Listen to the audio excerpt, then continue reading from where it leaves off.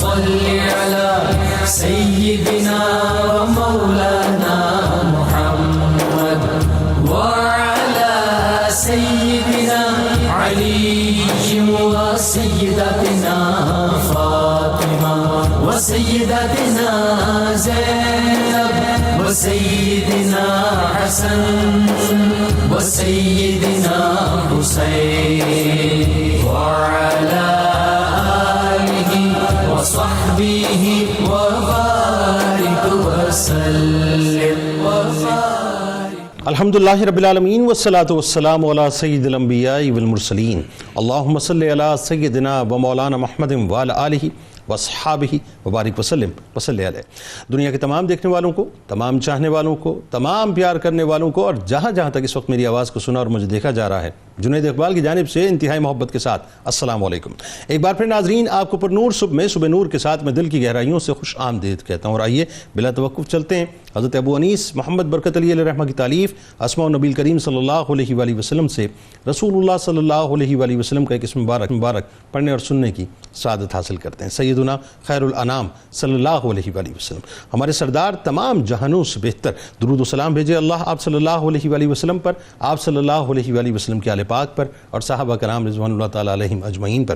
حضرت جابر بن عبداللہ رضی اللہ تعالیٰ عنہما سے روایت ہے کہ حضور نبی کریم صلی اللہ علیہ وآلہ وسلم نے ارشاد کہ جس شخص میں 3 صفات ہوں، اللہ تعالیٰ اس کے لیے موت کے لمحات آسان فرما دیتا ہے اور اسے جنت میں داخل فرماتا ہے۔ پہلی بات کمزوروں کے ساتھ نرمی، دوسری بات والدین کے ساتھ محبت و شفقت، اور تیسری بات اپنے ماتحتوں کے ساتھ حسن سلوک۔ ناظرین کرام، ہمارے ساتھ آج آپ رہیں کیونکہ آج بہت اونچی بارگاہ میں انشاءاللہ مل کر چلیں گے۔ مدینہ الاولیاء چلنا ہے آپ نے ہمارے ساتھ ملتان شریف میں، اور انشاءاللہ بہاؤالدین زکریا ملتانی رحمۃ اللہ علیہ کے نور نظر حضرت شاہ رکن عالم رحمۃ اللہ علیہ کی بارگاہ میں چلیں گے۔ اچھا بات یہ ناظرین، بر صغیر میں جن مبارک ہستیوں نے شب و روز کی کوششوں سے اسلام کی نورانی شمع روشن کی، شمع اسلام کی نور بکھیرتی کرنوں سے تاریک دلوں کو جگمگایا، بھٹکتے ذہنوں کو مرکز رشد و ہدایت پر جمع کیا، پیاسی نگاہوں کو عشق و محبت کے جام سے مکمل طور پر سیراب کیا، سلگتے دلوں کو آداب شریعت کی چاندنی سے ٹھنڈک بخشی، اور غموں کی تیز دھوپ میں جلنے والوں کو اپنی ذات رحمت نشان کا سائبان فراہم کیا۔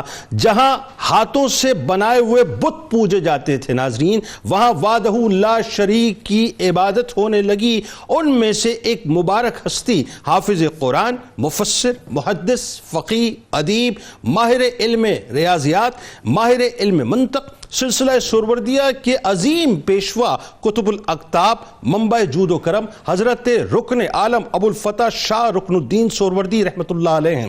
سلسلہ سہروردیہ کے ناظرین 7ویں صدی ہجری کے یہ عظیم ماتاب ایک ایسے مہتاب ہیں کہ جن کی روشنی سے پورا پنجاب ہی نہیں ناظرین بلکہ پورا بر صغیر منور ہوا، جنہوں نے اپنی تابناگی سے بر صغیر کے اندر لوگوں کے قلوب کے اندر لا الہ الا اللہ محمد رسول اللہ صلی اللہ علیہ وآلہ وسلم کی شمع کو روشن کیا۔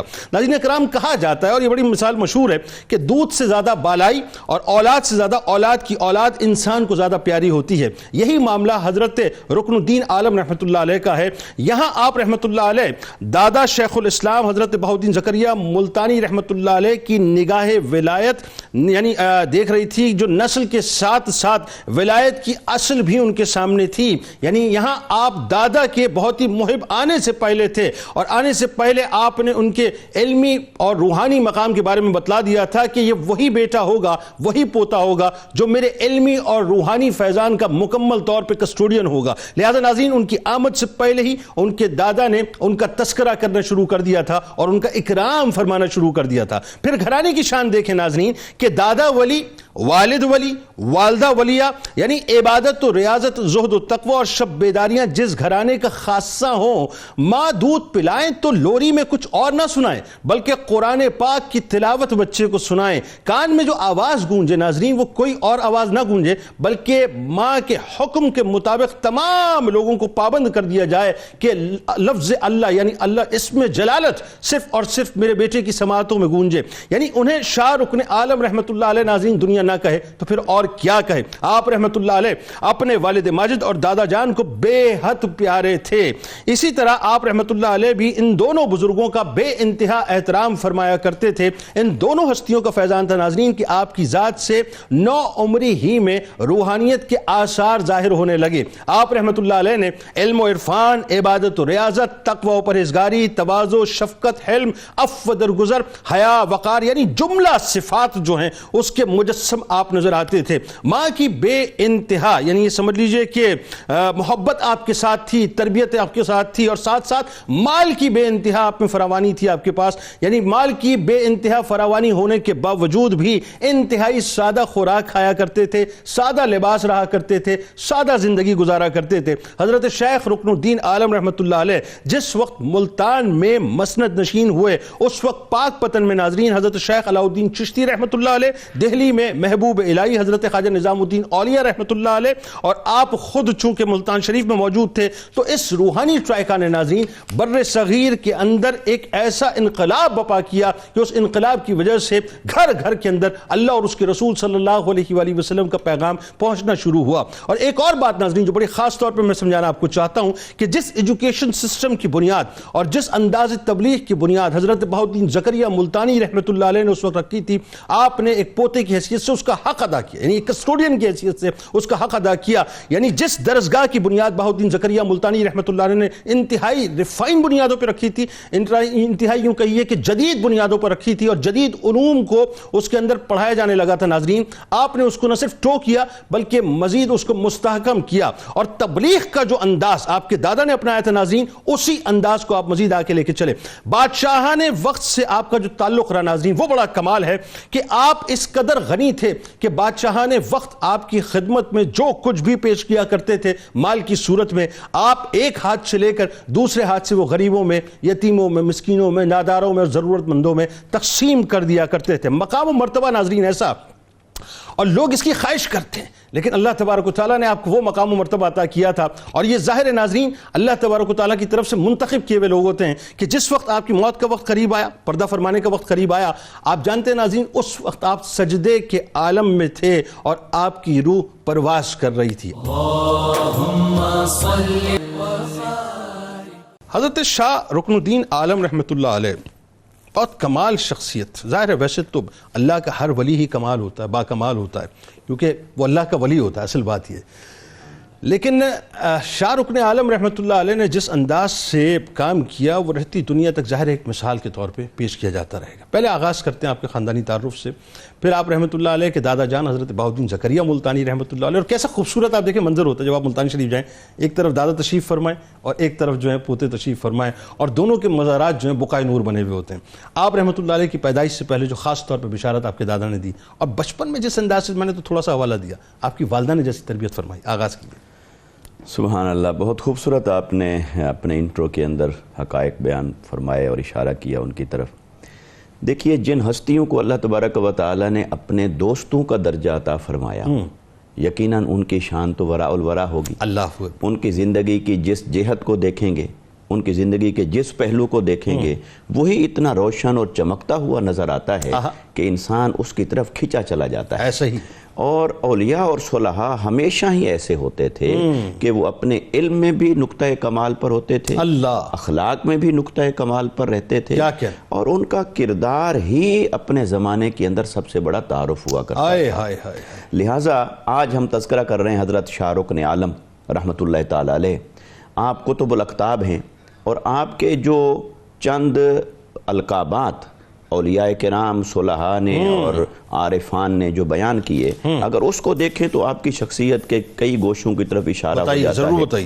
آپ کو منبع جود و سخا کہا گیا کیونکہ آپ کے اندر اللہ رب العزت نے سخاوت کو بے پناہ آپ کی ذات کا حصہ بنایا. کوئی دوسری رائے. آپ ادریس خلوت وحدت معروف ہوئے، یعنی اللہ رب العزت کی معرفت میں یوں غوطہ زن ہوئے کہ ہر معرفت کے پیاسے کے لیے آپ اس کا مرکز المحور ہوئے. سبحان اللہ.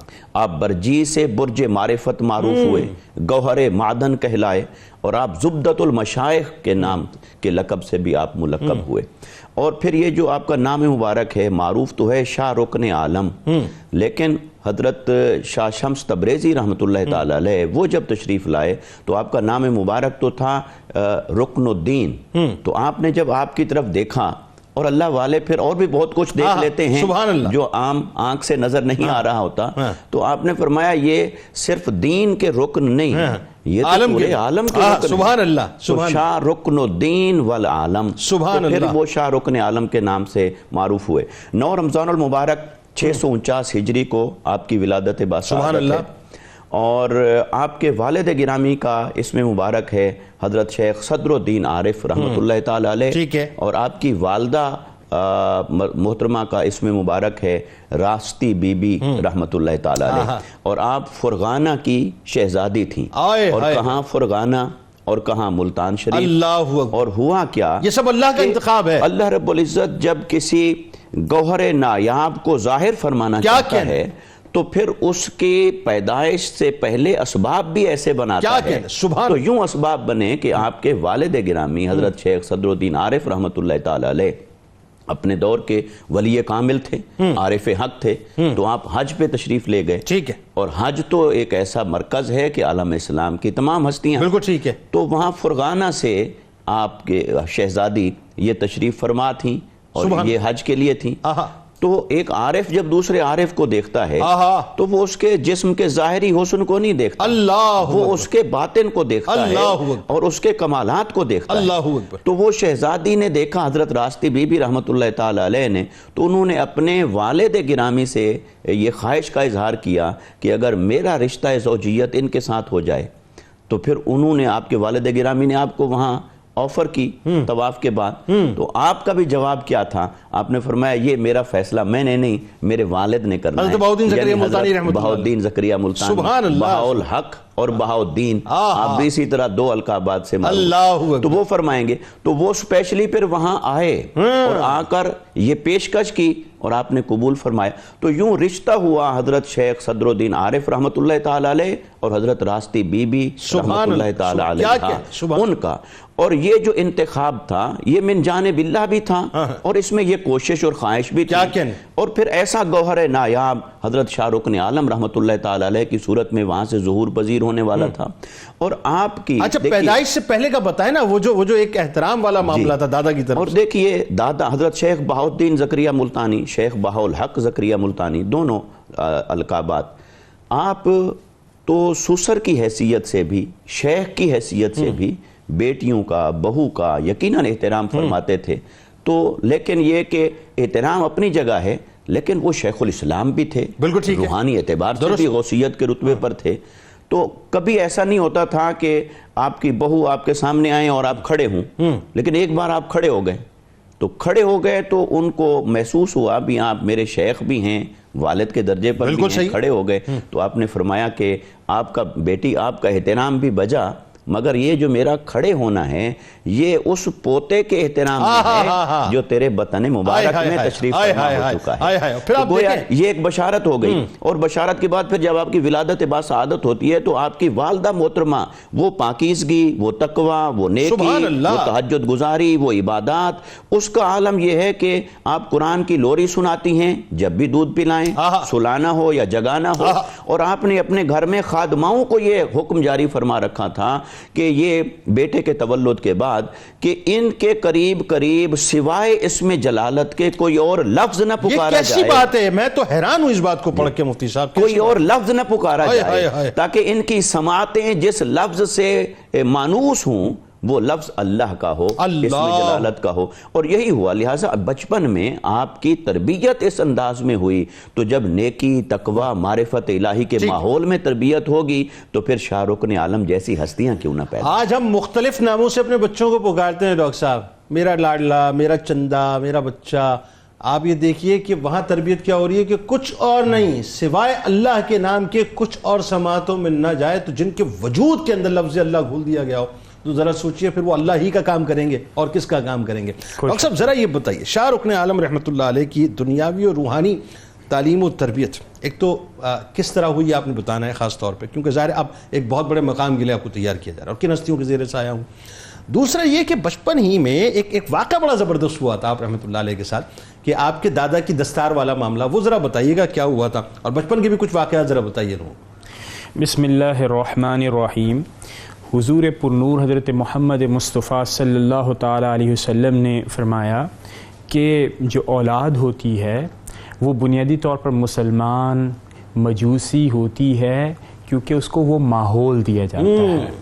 اب اگر ماحول جیسا جس کی طرف آپ نے اشارہ کیا کہ جہاں پر صرف اسم جلالت کی تلقین کی جائے، جس میں دادا والد کی اس بات کے حوالے سے توجہ ہو کہ میری اولاد کیسی ہوگی، تو جنید بھائی یہ اللہ رب العزت کا انعام تو ایک طرف، لیکن اس انعام کی طرف جانے کی کوشش اور سعی کرنا، یہ دونوں جب باہم ملتے ہیں تو پروڈکٹ حضرت شاہ رکن عالم جیسی ہوتی ہے. یعنی بچہ فطری طور پر مسلمان پیدا ہوتا ہے، پھر اس کے والدین اس نصرانی بناتے ہیں، اور یعنی اس کا مطلب کیا ہوا کہ اس کی بچے کی فطرت تو لطیف ہوتی ہے، ماحول بہت اہم کردار ادا کرتا ہے کہ اسے وہ کیا بنائے گی. اچھا اب ہمیں دوسری طرف یہ بات طرف دیکھنا چاہیے کہ گہوارہ ولایت میں آپ کی ابتدائی تربیت ہے، اور اسی سے ہی میں جوڑوں گا اور کچھ اس انداز میں کہ سب سے پہلے تو ہم یہ دیکھیں کہ گہوارہ ولایت ہے کیا. آپ دیکھیے کہ اسلام کا ظہور ہندوستان کی پہلی لہر 711 عیسوی، دوسری لہر 1000 عیسوی میں غزنوید کے دور میں، اور تیسری لہر میں اسلام مستحکم ہوتا ہے ہندوستان کے اندر حضرت معین الدین چشتی اجمیری رحمۃ اللہ تعالی علیہ کی یہاں پر ورود پر 1193 سے. سبحان اللہ. اب آپ دیکھیے کہ یہاں جب اسلام مستحکم ہوتا ہے تو آپ کے دادا حضرت بہاؤالدین زکریا ملتانی رحمۃ اللہ تعالی علیہ جب آپ یہاں پر تشریف لاتے ہیں تو سلسلہ سہروردیہ کا ایک بہت اہم اور بڑی شخصیت اور تعارف کے طور پر یہاں پر تشریف لاتے ہیں. بالکل ٹھیک. اسلام مستحکم ہوتا ہے، لیکن آپ حضرت شہاب الدین سہروردی رحمۃ اللہ تعالی علیہ، اور آپ اس کے بعد حضرت ابو القاہر سہروردی عبد القادر سہروردی رحمۃ اللہ تعالی علیہ کے مرید ہیں حضرت شہاب الدین سہروردی رحمۃ اللہ تعالی. تو یوں سلسلہ سہروردیہ چلتا ہے، اور پھر حضرت شاہ رکن عالم بھی اس کے نمائندہ فکر ہیں. تو ہندوستان میں جو چند ابتدائی تصوف کے سلاسل چلتے ہیں ان میں حضرت معین الدین چشتی رحمۃ اللہ تعالی علیہ کا سلسلہ چشتیہ، اور پھر حضرت بہاؤالدین زکریا ملتانی رحمۃ اللہ علیہ کے توسط سے سلسلہ سہروردیہ کا آغاز یوں ہوا کہ پورے بر صغیر کے اندر تصوف کے ذریعے سے اسلام پھیلنا شروع ہوتا ہے. اب آپ آئیے حضرت شاہ رکن عالم کی جو ابتدائی دور ہے، میں نے یہ کہا گہوارہ ولایت. آپ دیکھیے جب سے توجہ تھی تو 4 سال کی عمر میں آپ نے حفظ کا آغاز کیا، 7 سال میں آپ نے حفظ مکمل کیا. روایات میں آتا ہے کہ جب آپ قرآن کریم کا کچھ حصہ پڑھتے تو 3 یا 4 بار پڑھتے اور وہ مکمل حفظ ہو جاتا. اس کے بعد پھر 16 سال کی عمر میں آپ نے تمام علوم ظاہری یعنی علوم متبادلہ کہلاتے ہیں وہ اس وقت ان پر مکمل مہارت حاصل کر لی.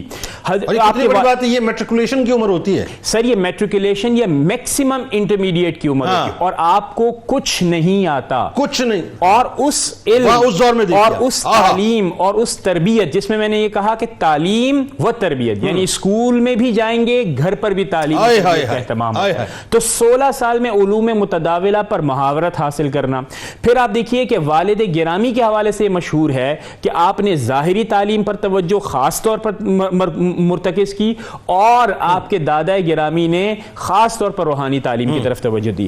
اب جو تیسری بات جسے ہمیں دیکھنے کی ضرورت ہے کہ آپ کے جو اساتذہ ہیں ان میں میر حسینی رحمۃ اللہ تعالی علیہ اور سید بلال بخاری رحمۃ اللہ تعالی علیہ، یہ وہ ہستیاں ہیں جن سے آپ نے علوم حاصل کیا. اب آپ آئیے وہ دستار والا واقعہ کہ بچپن میں آپ موجود ہیں اور بزرگ موجود ہیں، آپ کے والد گرامی بھی اور دادا بھی، تو آپ اچانک آتے ہیں اور اچانک آتے ہوئے رکھی ہوئی جو دستار ہے اسے اپنے اپنے سر پر پہن لیتے ہیں. جیسے ہی پہنتے ہیں تو بے ادبی کی وجہ سے آپ کے والد گرامی نے منع کیا تو کہیں بے ادبی نہ ہو جائے, کہیں بے ادبی نہ ہو جائے, اور یہ بزرگوں کے یعنی کے آداب کے خلاف ہے. لیکن حضرت بہاؤالدین زکریا ملتانی جو کہ آپ کے دادا بھی ہیں, آپ نے فرمایا منع نہ کیجئے, یہ سر اس بات کا مستحق ہے. اور پھر تاریخ نے دیکھا کہ دستار اسی پر آئی, اور جب آپ مسئلہ نشی ہوئے تو آپ نے ایسا ہی کیا. ایک بات میں یہ کہنا چاہوں گا کہ سلسلہ سہروردیہ کی کئی شناخت اور خصوصیات بتائی جاتی ہے. ان میں سے ایک یہ ہے کہ یہاں پر ہیریڈیٹری یعنی والد پھر بیٹا اس انداز میں سلسلہ چلتا ہے. لیکن آپ یہ بھی دیکھیے کہ حضرت شاہ رکن عالم بالخصوص اس بات کے مستحق تھے کہ وہ عوام الناس کی تربیت کریں. کیوں؟ کیونکہ وہ ان تمام مدارج سے گزر کر ان مقامات کو پا کر رہنمائی کے لیے تیار ہو گئے تھے. میں یہاں پر اس لیے بھی ایمفیسائز کروں گا کہ آج کل جو سلسلہ چلتا ہے کہ چونکہ میرے والد گرامی پیر ہیں, ان کی گدی پر مجھے بیٹھنا ہے, یہ یاد رکھیے کہ ہماری تہذیب اور تربیت یہ ہے کہ صرف بیٹا ہونا یعنی بایولوجیکل بیٹا ہونا یہ کافی نہیں ہے, بلکہ آپ کو روحانی طور پر بھی ان کے فیض کو آگے پہنچانے کی استعداد اور صلاحیت ہونی چاہیے. بالکل ٹھیک بات, آگے بڑھاتے ہیں اور ملتان چلتے ہیں. اور ہمارے بہت ہی قابل احترام ممتاز عالم دین جناب علامہ فاروق خان سعیدی صاحب. علامہ صاحب یہ بتلائیے صاحب, اس وقت چونکہ آپ ملتان شریف میں موجود ہیں, اور کیا اس وقت ملتان شریف بقائے نور اس اعتبار سے نظر آتا ہے, حضرت شاہ رکن عالم رحمۃ اللہ علیہ کا ایک خاص تعلق حضرت نظام الدین اولیاء رحمۃ اللہ علیہ سے. پہلے تو یہ بتائیے وہ عقیدت و محبت کیا ہے.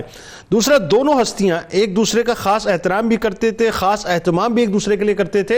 اور پھر آپ یہ دیکھیے کہ ایک طرف ملتان شریف, دوسری طرف دہلی, یعنی ایسا لگتا ہے کہ کنٹرول اینڈ کمان پورے بر صغیر کی آپ کے ہاتھ میں. بڑے خوبصورت سے آپ کے واقعات بیان فرمائیے ذرا. بسم اللہ الرحمن الرحیم, نحمدہ ونصلی ونسلم علی رسولہ الکریم. محترم جناب حضور قطب الاقطاب ابو الفتح شاہ رکن الدین والعالم سہروردی رحمۃ اللہ علیہ کے اپنے ہم عصر اولیاء کرام سے بڑے گہرے خوشگوار تعلقات تھے. لیکن بالخصوص سلطان المشائخ محبوب الہی حضرت خواجہ نظام الدین اولیاء رحمۃ اللہ علیہ سے تو آپ کے دلی اور انتہائی محبت اور پیار کے تعلقات تھے. آپ متعدد مرتبہ بارہا ملتان سے دہلی تشریف لے گئے بطور خاص حضرت محبوب الہی نظام الدین رحمۃ اللہ علیہ کی ملاقات کے لیے. اور جب بھی آپ کو بے چینی محسوس ہوتی تو ملتان مدینہ الاولیاء سے دہلی کا سفر فرماتے اور جا کر حضرت نظام الدین اولیاء سے ملاقات کرتے. دہلی کا حاکم حضرت محبوب الہی سے قد اور عناد رکھتا تھا, اور اس نے یہ خیال کیا کہ میں ملتان سے قطب الاقطاب کو بلاؤں, کچھ عرصہ یہاں اقامت گزیر رہیں تو شاید محبوب الہی کے اثرات میں کمی واقع ہو جائے. آپ کو ملتان سے بلایا اور شہر کے باہر حضور محبوب الہی رحمۃ اللہ علیہ نے شیخ رکن الدین والعالم کا استقبال کیا. اور جب پھر آپ شہر میں جلوگر ہوئے تو سلطان نے آپ سے پوچھا کہ قبلہ آپ کی سب سے پہلے کس شخصیت سے ملاقات ہوئی؟ تو قطب الاقطاب شاہ رکن عالم نے بادشاہ سے فرمایا بلا دریغ اور بلا ہچکچاہٹ یہ جملہ ارشاد فرمایا کہ میری سب سے پہلے ملاقات اس ہستی سے ہوئی جو اس شہر میں سب سے بہتر ہے, سب سے افضل ہے.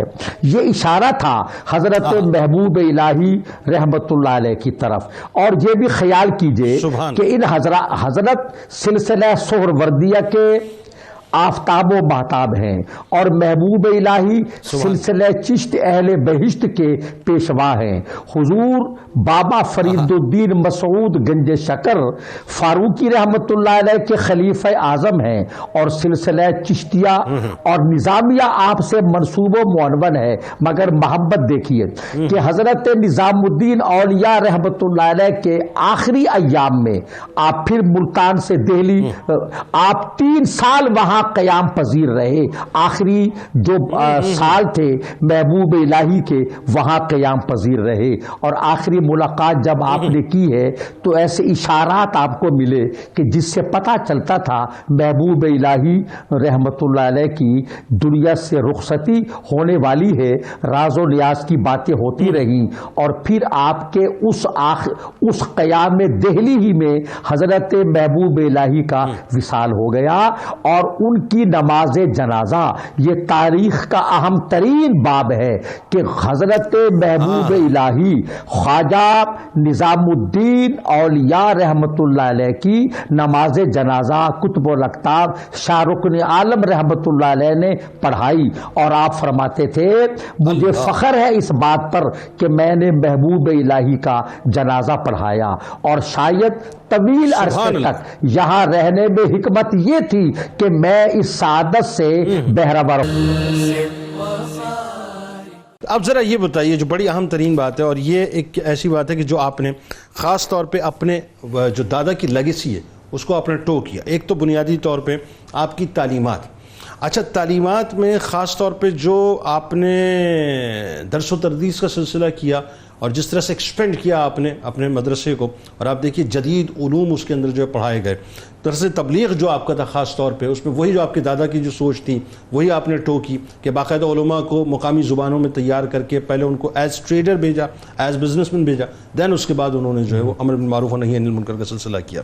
پھر آپ کی عبادات اور ارشادات کے بارے میں بھی ذرا بتائیے. بسم اللہ الرحمن الرحیم. جنید بھائی، یہاں پر چند بہت اہم باتیں ہیں جن پر توجہ ضروری ہے. سب سے پہلے تو میں تعلیمات کے حوالے سے یہ کہوں گا اور فی زمانہ ہمیں کس چیز کے اوپر غور کرنا چاہیے. پہلی بات تو آپ یہ دیکھیے کہ مثال کے طور پر آپ جیسے کہ علامہ فاروق صاحب بھی اس حوالے سے بیان کر رہے تھے کہ حضرت نظام الدین اولیاء رحمۃ اللہ علیہ آپ کے ساتھ آپ کی عقیدت اور محبت، ایک طرف تو عقیدت اور محبت ہے، دوسرا دو سلسلوں کے درمیان بھی محبت اور ہم آہنگی کیسی ہے.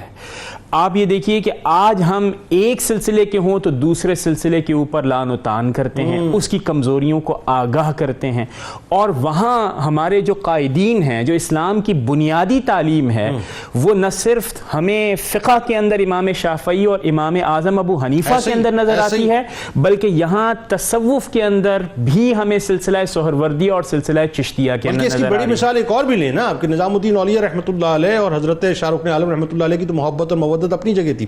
حضرت نصیر الدین چراغ دلی رحمۃ اللہ علیہ، مطلب وہ تو ریپرزینٹیٹیو حضرت نظام الدین اولیاء رحمۃ اللہ علیہ کے، لیکن کمال یہ کوٹ وہ کرتے ہیں حضرت شاہ رکن عالم رحمۃ اللہ علیہ کو، اور کتنی عقیدت سے کرتے ہیں آپ یہ دیکھیے. اور یہ دو طرفہ معاملہ. پھر آپ یہ دیکھیے کہ نماز جنازہ کے اوپر افتخار کرنا. اب آپ آج کے دور میں دیکھیے کہ کبھی ایسا نہیں ہوتا. پھر مریدین ہمیشہ کے سامنے یہ تعلیمات ہی ہیں، یہ تعلیمات، یہ پریکٹیکل سر. ورڈز جو ہیں یہ اہم نہیں ہوتے، actions speak louder than words. بالکل. آپ یہ دیکھیے کہ ایک ارادت مند آپ سے پوچھتا ہے کہ حضور اکرم صلی اللہ تعالی علیہ وسلم کی ہجرت میں ایک تو حکم خداوندی ہے، ایک تو حکم خداوندی ہے، اس میں اور کیا حکمت ہوتی ہے؟ نظام پاک حضرت جی تو ایک جواب تو حضرت شاہ رکن عالم کی طرف سے یہ آیا کہ آپ کے مخفی کمالات کا اظہار اس طرح ممکن تھا کہ آپ مکہ المکرمہ سے مدینہ المنورہ تشریف لائے. اور دوسری طرف دیکھیے حضرت نظام الدین اولیاء رحمۃ اللہ تعالی علیہ نے کیا فرمایا؟ آپ نے فرمایا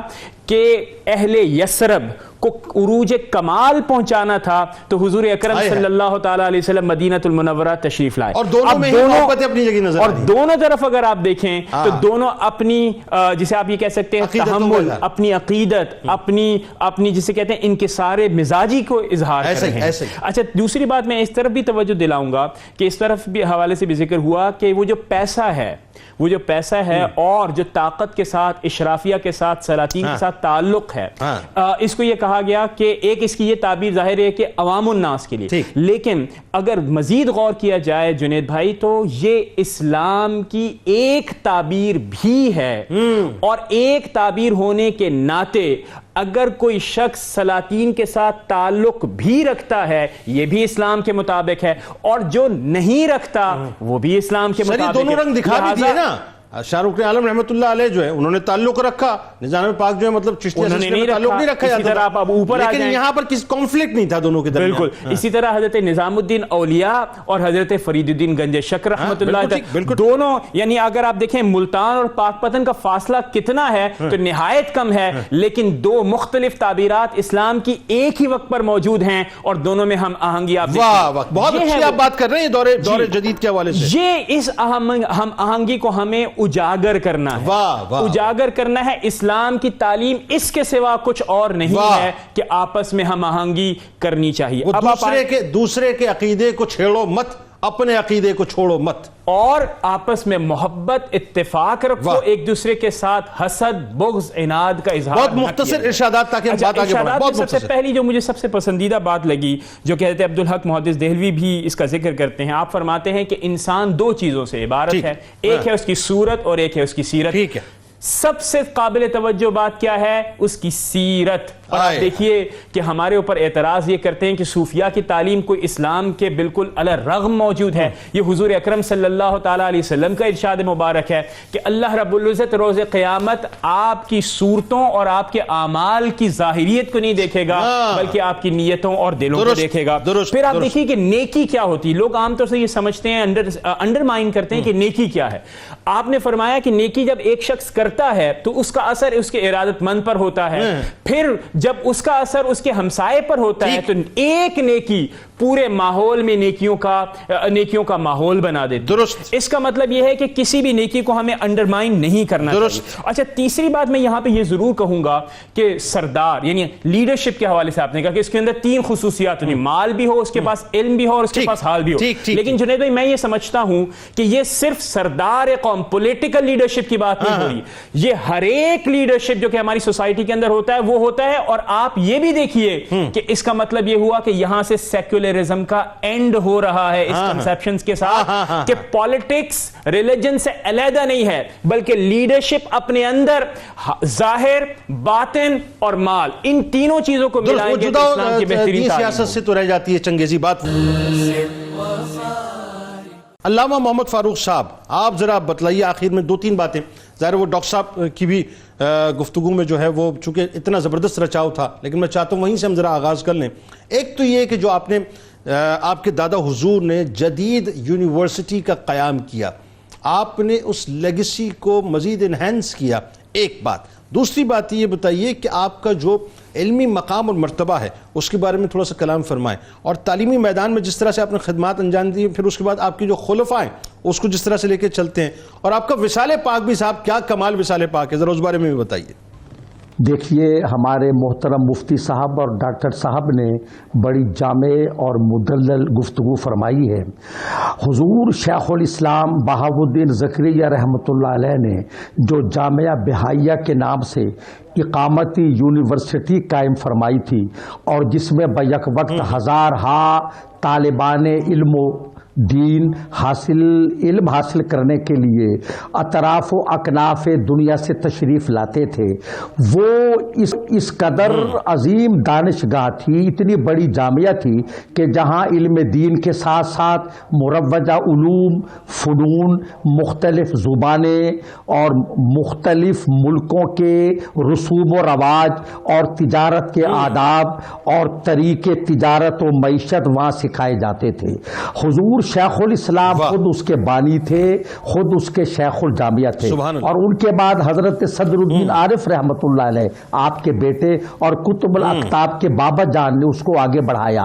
حضرت قطب الاقطاب شاہ رخ العالم رحمۃ اللہ علیہ چونکہ بیک وقت والد اور دادا سے فیض یاب تھے، آپ نے اس جامعہ کو مزید بام عروج تک پہنچایا. خود اس میں پھر محتمم بنے، شیخ الجامعہ تھے اور وہاں مبلغین کی جماعتوں کو تیار کر کے دنیا بھر میں بھیجتے تھے کہ یہ تجارت کریں اور علم اور تبلیغ دین کا فریضہ انجام دیں، یہ دوسروں کے دست نگر نہ بنے، دوسروں کے محتاج نہ ہوں. اس کے بعد دیکھیے، تبلیغ و اشاعت اسلام میں آپ کے خلفاء کا بڑا کردار ہے.